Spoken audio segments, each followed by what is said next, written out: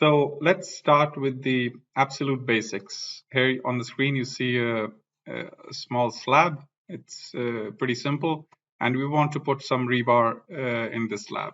Now, over here in the concrete menu, we have this rebar command over here, one to create a rebar group and one to create a single rebar. Let's go with the rebar group. And once we do that, it asks us to select a parent object, which is the slab. I select that, then it asks for the shape of the rebar. So I'm going to put a rebar like that. So I'm going to say this point, basically I'm using the concrete itself as the snappable element, this point and this point over here. And then once I'm done with the shape of the rebar, I right click. So the rebar shape was like this, like this, like this. And now it's asking me for the range where it will go. So I show it this point and I show it the other point of the slab. And then it asks me for a Y direction, but I don't need to enter that. So I just right click. And the moment I do that, immediately rebars are created on the screen. Now, at the moment, there is no clear cover, as you can see on the screen. So all I need to do is just double click on the bar. And in this clear cover section, if I can give it a clear cover of 50 millimeters, for example, and immediately you see that my rebar has been provided with a clear cover of 50 millimeters. Right now, the ends are still touching the bottom of the slab, and I don't want that. So for that, I just double click again and give it a start offset of 50 millimeters and an end offset of 50 millimeters again. And when I press OK, my start offset and my end offset have also been pulled back. Looking at it from the plan view, I see that the range also needs to be pulled back. So I double click on the bar, and here I have my range pullback. So I give it the same 50 millimeters. And now my range is also pulled back with the clear cover of 50 millimeters on both sides. By the way, you can enter more than one number in this range section. So I can give it a number of 100 millimeters for the start and 50 for the end. And in that case, my start will have a pullback of 100 millimeters, while the end will remain at 50. The same kind of thing is possible for the clear cover as well. So if I were to open that and say, instead of saying 50, if I said 150, 150, and then 50 again, what that would mean is that my first leg will be pulled back 50 millimeters, the second leg will be pulled back 150, and the third leg back to 50. I can do the same thing with the minus sign as well. If I put in minus 150 over there, my second leg will be pulled out of the concrete.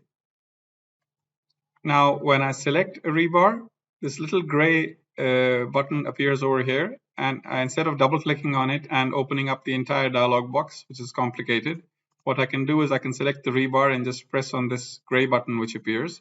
And I get this little box over there, which gives me the most frequently used options. So for example, I can open up the hooks at the start or the hooks at the end, turn them back on and off. Obviously, the parameters will depend on whatever has been set inside.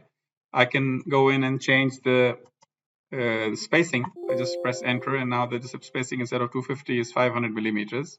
I can change the type of the rebar. It can be different types. It can be top main, top secondary, bottom main, bottom secondary, longitudinal, intermediate. All sorts of options are available over here, and you can choose them according to your needs. So that wasn't that difficult, was it? Congratulations, you've just become an official 3D rebar modeler.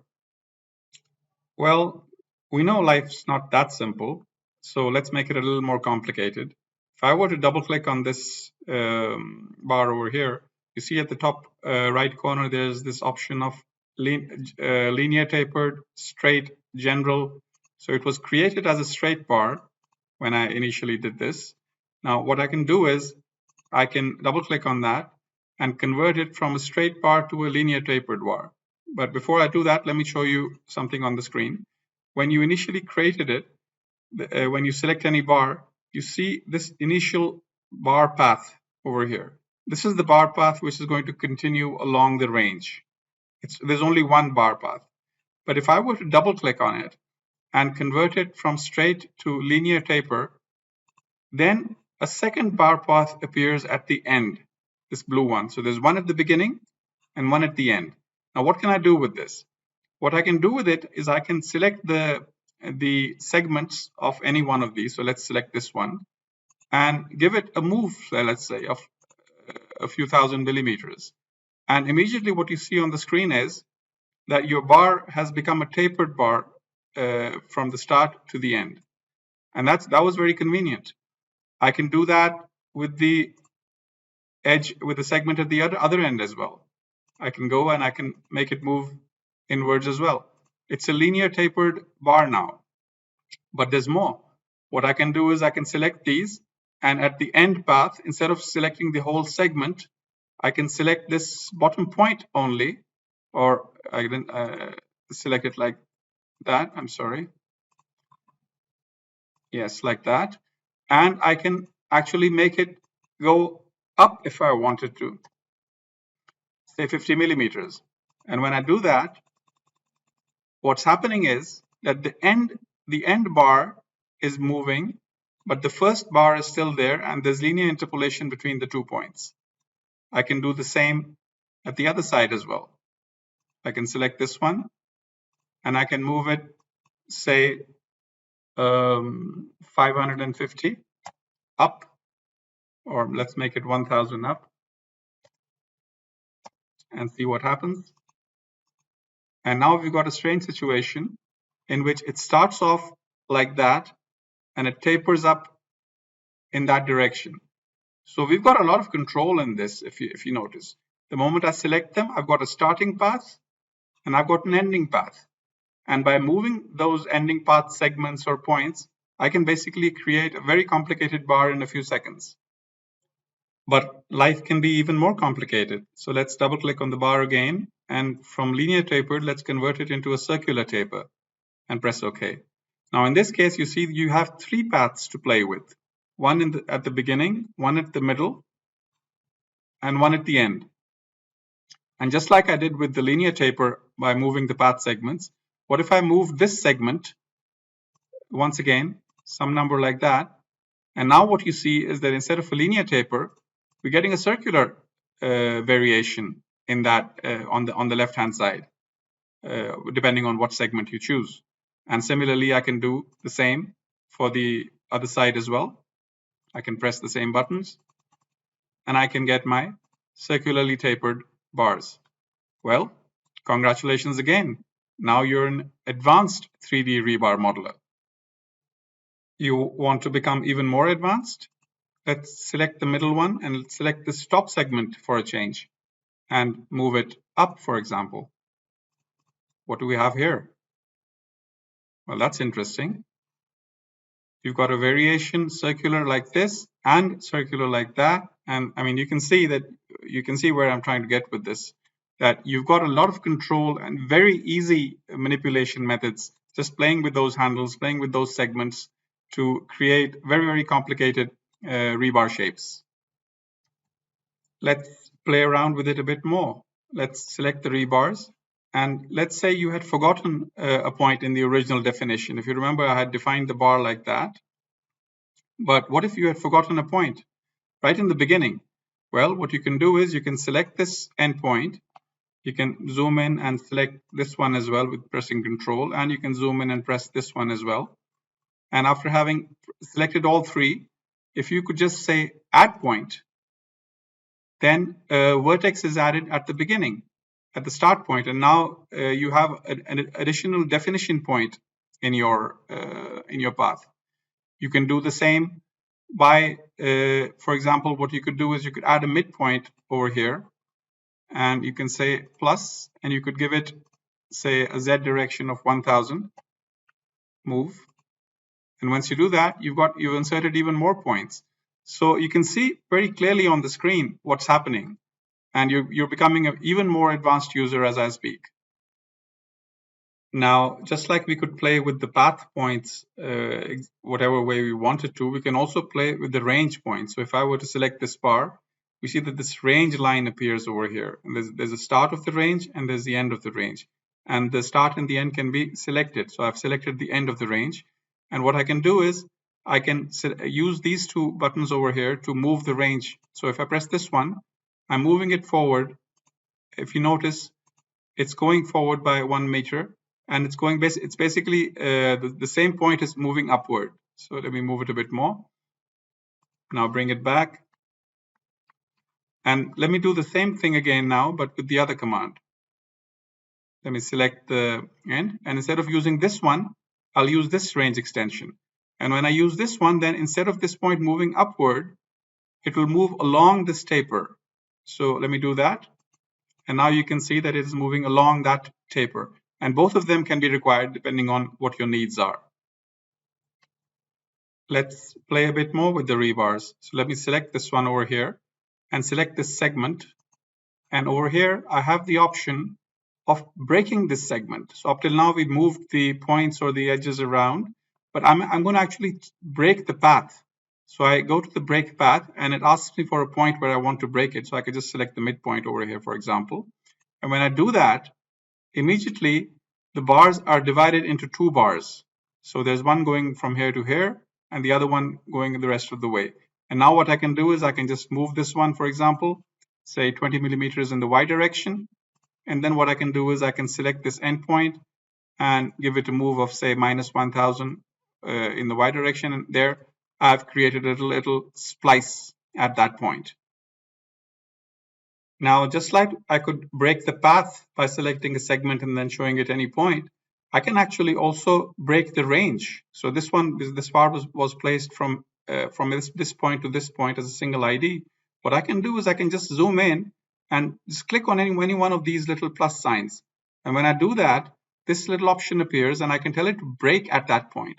What I will do is it will break the range from here to here, and then from there to the end. And now what I can do is obviously double click on the other part, for example, convert it into a linear taper, and then move that part inside maybe. So now I've got this different thing going straight and then moving in. And with a few clicks, I've managed to follow whatever geometry I might have on the in my project. Let's do some more range modifications. So with rebars, you're usually, when you're looking at rebars from a sectional view, you're either seeing lines or you're seeing dots. This is the most common way of looking at rebars, either lines or dots. And when you're looking at dots, you might want to move them so that, for example, you might want to move these dots right up to this point where they come to this end of this segment just before the radius starts turning. And you want to do that in a precise way. So all you do is you select that, you select the range handle, and you select this button over here, and you just show it this segment. And the moment you do that, those dots are moved right to the point where they fit snugly just before the radius starts.